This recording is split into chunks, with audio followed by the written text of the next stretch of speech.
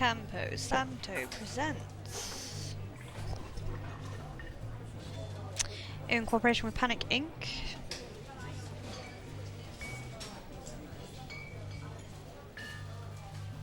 Boulder, Colorado, 1975. Sounds like we're in a bar getting drunk. Have I made the correct assumption? We've seen a woman. That's promising.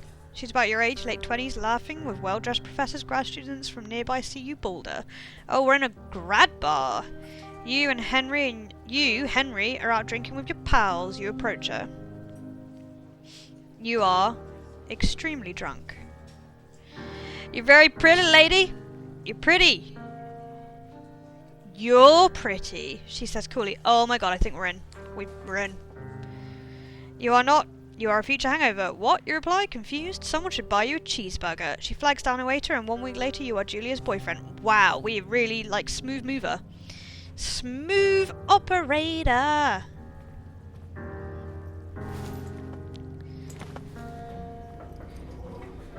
Now I'm in an elevator. I'm in an elevator. There's a van. I'm going to assume it's mine, otherwise I'm committing a felon. Nope, looks like it's mine. We're all clear. You date for over a year. That's not that long. She drives you absolutely nuts, it's great. Well, that's the best kind of relationship, right? You move in, you share an apartment near the school with a view of the mountains. You two drink beers, out on the deck you drink beer just about anywhere. Life is good. That sounds like relationship goals to me. Oh, she's getting a dog. It's moving fast. There's a scruffy undersized beagle. Julia is in love. She wants to bring it with her to class. You can't bring a dog to class. That's like the most boring thing in the world. Why should you have to inflict your boring life upon someone else? There's also an intimidating but gentle-eyed German shepherd. Shepherd. It's a shepherd. Nothing bad could happen to Julia while walking this dog. It's badass. I want the shepherd. I want the German shepherd. I used to have a German shepherd. Mayhem's an excellent dog. He loves wrestling with you in the park and goes with Julia on her runs. Even though he's too big to bring to school, she loves him all the same. Mayhem is a friend, child, and pet rolled into one. I mean, come on, family dogs, they're like so much more than just a pet. They're like your flesh and blood. It's almost like you gave birth to them, except you didn't, because that would be gross. You talk out on the deck. It's summer, 9:30 p.m, and the heat still radiates off of the high desert. What do you think about kids? Whoa, Nelly, calm down. We've been dating for a year, dude. Oh wait, no, I think we've been dating a bit longer now. But still. Kids, they're not very smart or good at much. I'm saying if you and I could have a couple of little... Things are moving too fast, woman. She looks away, out towards the mountains. We have plenty of time, right? Speak for yourself, mister. Don't worry, you assure her. You tell her she has the body of an undergrad. My ovaries, that's the new way we call them. My ovaries didn't get the memo, she says, laughing it off. One day. 6 months later you get engaged, lying in bed on a Sunday morning. Yeah, let's do things in the proper order, shall we? Engaged, then babies. All in good time. Right, what's this? Don't forget to check in. I don't see a check-in point anywhere. Maybe this is the check-in. I'm checking in! I'm checked in. You're in their country. Learn to live with bears. Where? Where are they? Is that a bear? Hello? Bear? Bear? Grizzly bear? Maybe they're really friendly. Warning! Thoroughful trail is not recommended for inexperienced hikers. I can't read the small print! Right, here's a map that we're not going to look at because, hey, we are experienced hiker. Cough, cough.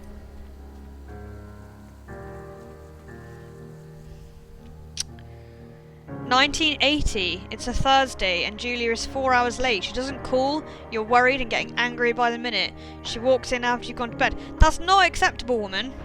She's not quite drunk, but she's clearly been having a fun time. You fight when she gets between the sheets. See, I don't like either of these options. Why can't we just calmly have a conversation? You call her an inconsiderate asshole. That sounds fair. She tells you to fuck off yourself and not to be such a baby. That sounds kind of fair as well. And you call her selfish, which is also... that's fair. She knows you mean it and it hurts her feelings. Well, don't be so fucking selfish then, bitch. Okay. 1981. Julia still likes to draw. She draws plants from her research. She draws all the places you go. She draws you. Since I'm a man, I don't feel like we should flex like He-Man. From all the beers that we've been previously drinking, I suspect that we have a massive beer belly, so I'm not sure that we could pull off a He-Man look, let's be honest.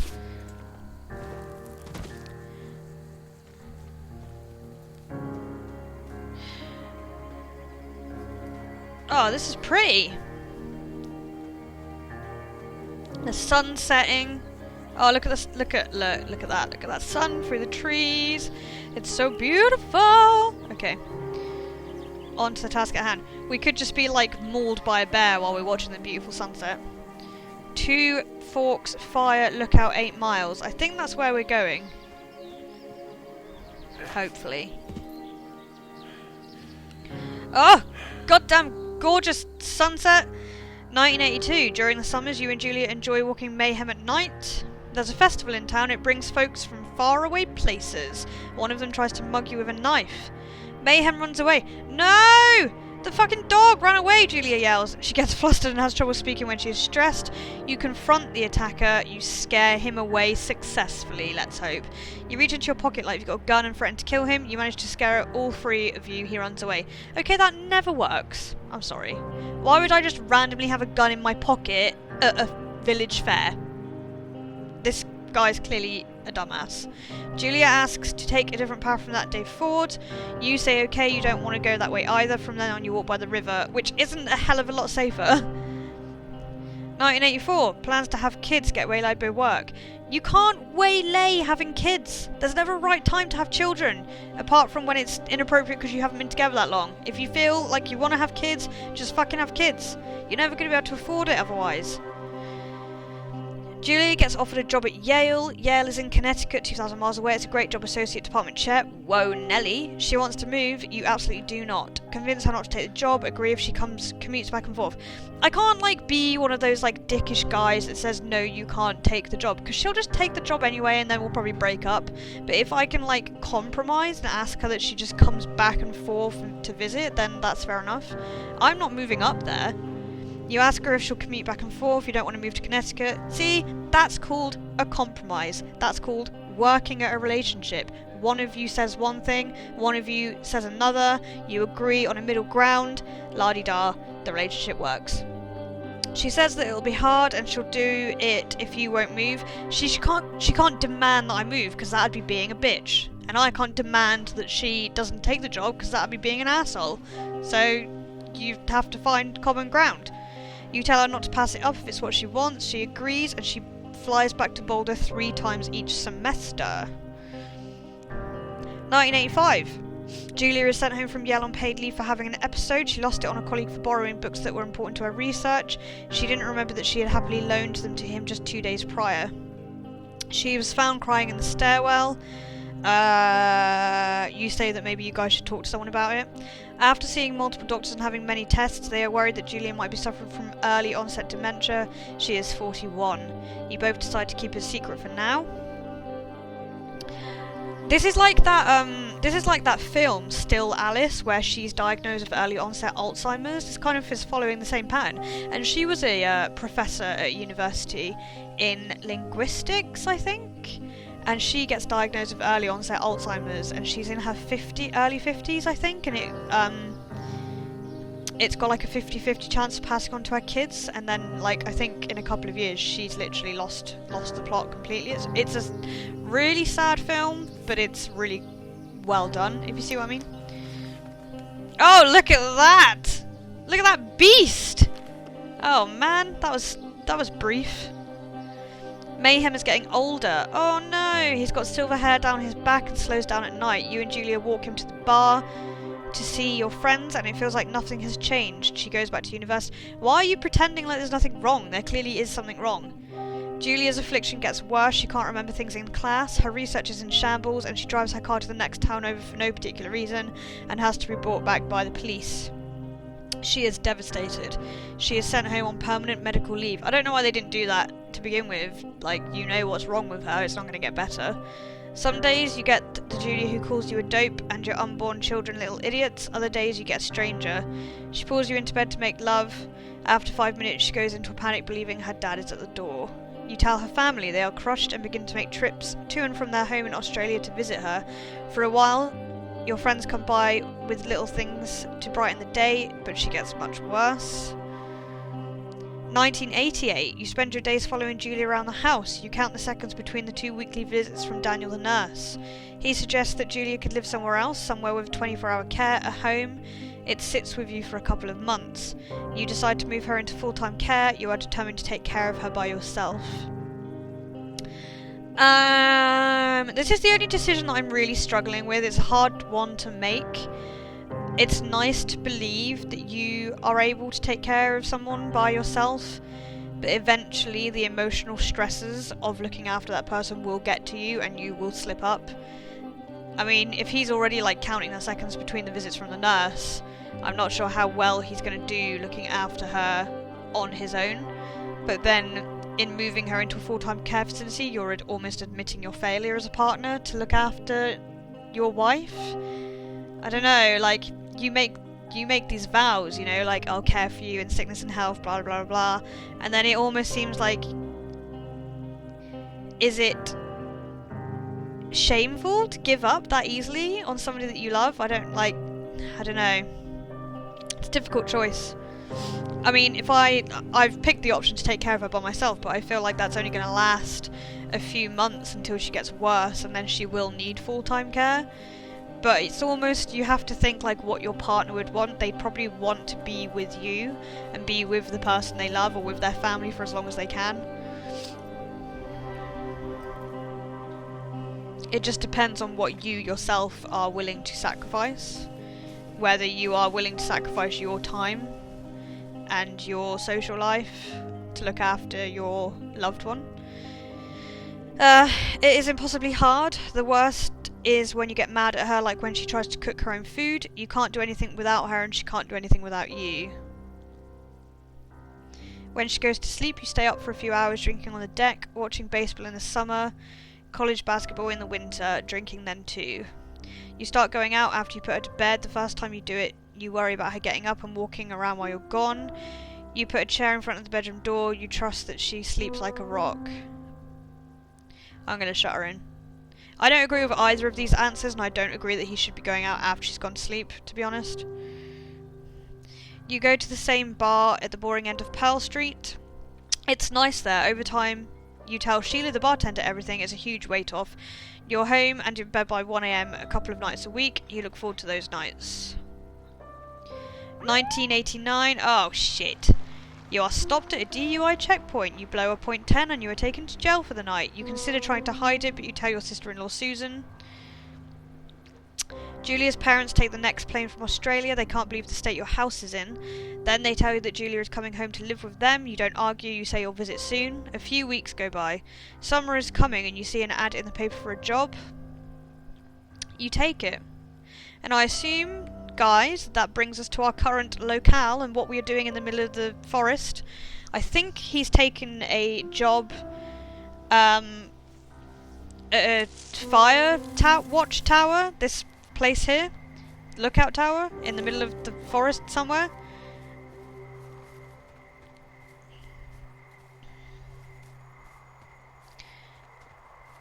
Oh, this looks beautiful. Now that like we've gotten past the intro, we can kind of take a look at the actual game and it looks absolutely amazing.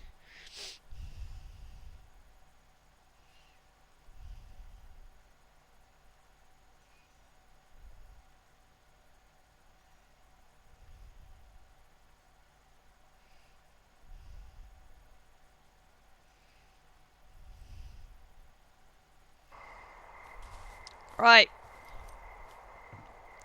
Let's head up. Look at these trees. Look at this. It's brilliant. Look at the moon. Beautiful game. I assume that's a toilet. We're just going to ignore that for now. Oh, look at this. What's that? Oh, it's just the shadow from the lookout tower. So, this is our home now for goodness knows how long. Let's turn the lights on.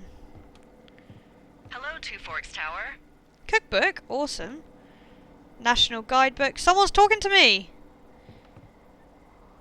Hello? Two Forks Tower, this is Thoroughfare Tower. Come in. Holy shit, we've got neighbours already. How do I reply? Hold left shift. Hello? Hello? Whoever this is? It's Henry, right? Yeah.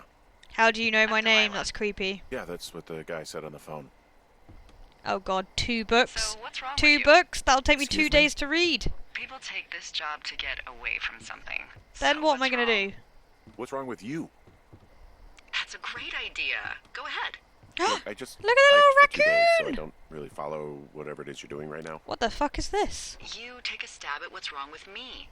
Fine, then can I sleep forever? Look, I just came here to die and Sure, be buddy. miserable. Can you Okay, please now go leave me ahead. alone? Right, what did she do? What did she do, guys? You're rebelling against your mum. Okay, That sounds funny, probably since she's just clearly rebelling like against a mom who wishes she was 40-year-old. given her grandkids by the sound of your voice at least 15 years ago. You Ooh, come out that's here and it insulting. really grinds her gears and you love it. Can I sleep now? You're implying she's old? Well, she also says I fuck immature men, but in my defense, who wouldn't want a 28-year-old with ambition and energy and some fire in his belly in bed? She's very forward, I'm going now. isn't she? Just a second, now it's my turn. Where's her tower? I'm Okay, going to look good for night, her. Bye. Let's see. I don't know anything about you, but 9 times out of 10, folks out here simply got dumped. Huh, is that it? Close? Good night. Oh, there she is! Good night. Welcome to the job. There she is! Firewatch, guys! Welcome! Welcome to Firewatch! Day 1. In the Firewatch lookout tower.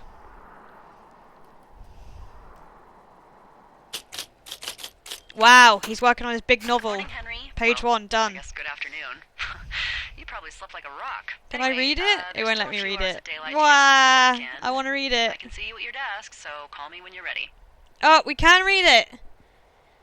April 28th, 1981. Tomorrow's the big day. Was going to drive up today, but there's a guy coming from the university to grab another box of books, and he was a real pain in the ass about doing it before I left. Means I get to catch the Nuggets game tonight. The Nuggets? Not that Phoenix is going to take this series 3 straight. There's always next year. Whatever. Goddamn sport. Not sure I'll get another chance to write until I've settled in. I'm pretty sure the drive up to Lander is going to wipe me. Who uses that terminology anymore? Is going to wipe me. That's like college talk. We're like in our 40s, aren't we? Hiked in last night, got lost a lot on the way here. No, we didn't. I took you in a fucking straight line. Don't complain. What's he called? Henry? Hank? I don't know. And then my boss Delilah, real piece of work. Oh no! Hopefully we don't have to talk too much. Maybe I'm just grumpy from lack of sleep. Didn't get a wink last night and was pretty sure there was a bear sniffing around my tent.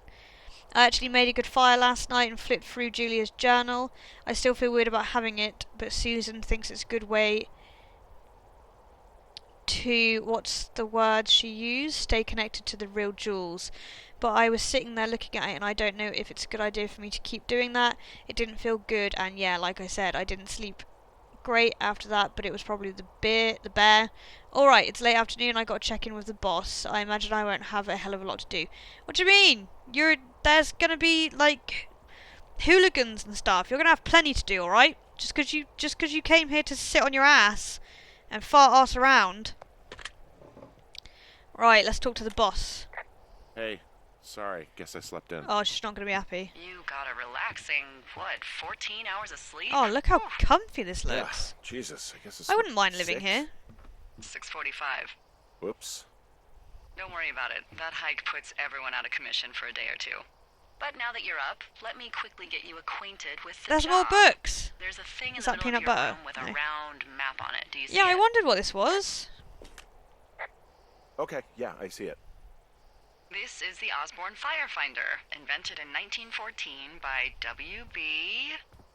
Osborne? Why is You it, use this like, to spot, on a you weird guessed it, angle? What the fuck? What is it? What is it? Nothing. You use this to...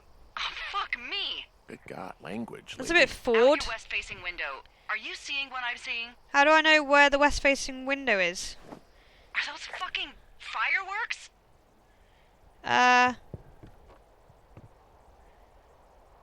fuck, I'm not facing...